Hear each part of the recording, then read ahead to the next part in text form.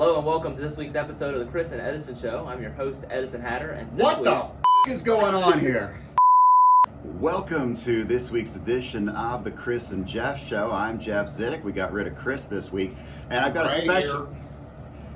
special guest joining me from every other racetrack in the country. Don't spit up your energy drink there. Edison Hatter. Edison, welcome to the Chris and Jeff Show, which should be the Jeff and Chris Show because he's not even here today. No. But how are you? I'm very good. Happy to be here. Happy to be on the show. You are no stranger to every racetrack in the East Coast, it seems. We've seen you at Rosecroft, Freehold, the Meadowlands. You filled in here for me before. How did you get your start in harness racing? Because, you know, obviously, I'm one of the younger guys around here, but shut up. You're a little bit younger than me, so how did you get started in this? Well, you know, I kind of got fortunate through a friend of a friend that just kind of the circumstances lined up correctly that they needed a fill-in at Rosecroft about 3 years ago on a fall night. And I filled in that night, and then they kind of stars aligned, and Pete Meadows, a regular announcer, needed those Wednesdays off in the fall, so I started calling every Wednesday there. And then just kind of another stroke of good luck with getting the call from Freehold to our racing secretary recommending me and getting in at Freehold, and then connecting with Dave Brower and getting a job at Meadowlands. So just kind of a good sequence of good fortune. So this is 10 questions with Edison Hatter, and so that was question number 1. Question number 2, you've done some different jobs at the track, not just announcing. Yeah, most recently, I guess this past I didn't word that like a question, but he picked up on it, so that's good. Yeah, I mean, this past month at the Meadowlands, that was a unique double. I've done some doubles before that are very interesting. So at the Meadowlands this past 2 weeks ago, I did charting and working in TVG that night. Down at Rosecroft, one night I had to photo finish and announce. Don't ask about that one. That was an entertaining one. I've charted there Chris and is announced still trying as to well, master walking and chewing gum and taking photos, so go ahead. No, I'm mastering. Stepping over the fences. There you go. Yeah, he can't get his leg up over the fences sometimes. Anyway. So a couple doubles like that. Down at Rosecroft, I photo finish as well as announce. And I also drove the starting car one night. And hey, I've been doing Chris's job one time. I had to fill in do photography one night at Rosecroft, and that is not a job I envy. He's going to take all of our jobs eventually. Right, yeah. Not including people in this room. Your favorite announcer that you listen to. Shut up. Your favorite announcer. Leave me alone. Favorite announcer that you've listened to in your career? Thoroughbred harnesser can be either. Anything. Dogs. It doesn't matter. It doesn't matter. Oh, okay. Then Orlando Sanford Kennel Club announcer. There's your Greyhound announcer. Paul Espinosa Jr. over at Charlestown. Everyone in college just kind of knew, as well as Ken Warrington. My college roommates and friends just knew not to bother me on Friday or Saturday nights, 7:15 to about 11. I'm going to be listening to the Meadowlands and Ken Warrington and Charlestown and Paul Espinosa Jr. So, Question 4: how many miles a year do you drive? Oh gosh, we were discussing this off air earlier. I think we're at 40 or 45,000. I've had my car. It might be even more than that. My car is at 120,000 miles. And I've had it 3 years, but the first year I had it, was still in college, so there wasn't a whole lot of driving there. So the skewing of those miles is definitely towards these last couple years. Do you have to keep scratching that off every time? I could lose my place. Number 5, have you ever slept in a Walmart parking lot? No, I have not. You know what? There's only one time in my life I've ever considered, on a road trip, sleeping in my car, and I got sick of it in 20 minutes and just paid the money to go get a hotel nearby and call it a day. I'm too cheap for that.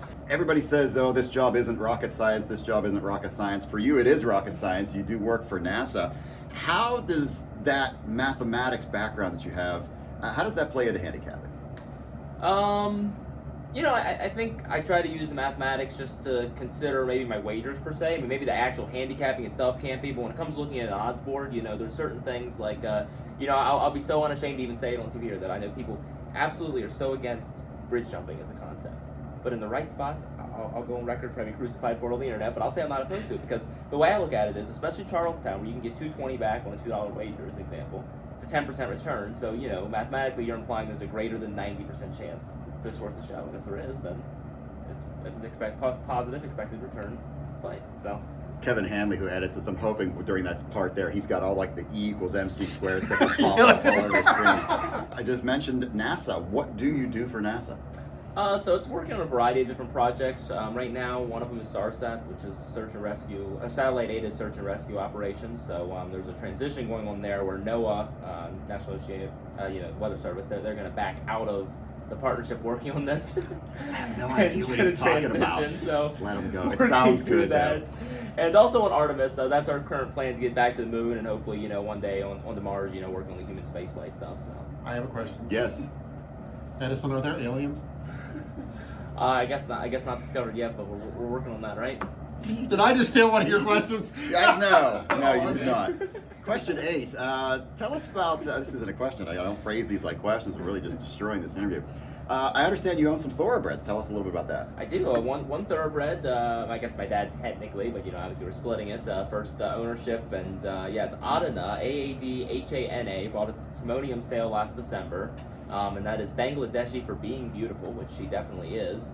And I will happily brag that she just worked the fastest half mile from the gate last week at Charlestown. So she's getting excited. I think she's going to be racing February 12th. February 12th at Charlestown. All right. Will that be her initial? That'll be her 6th career start. First start, obviously, for us, but she started in California for Doug O'Neill. So, Question 9. If you have time, what hobbies do you have outside of racing?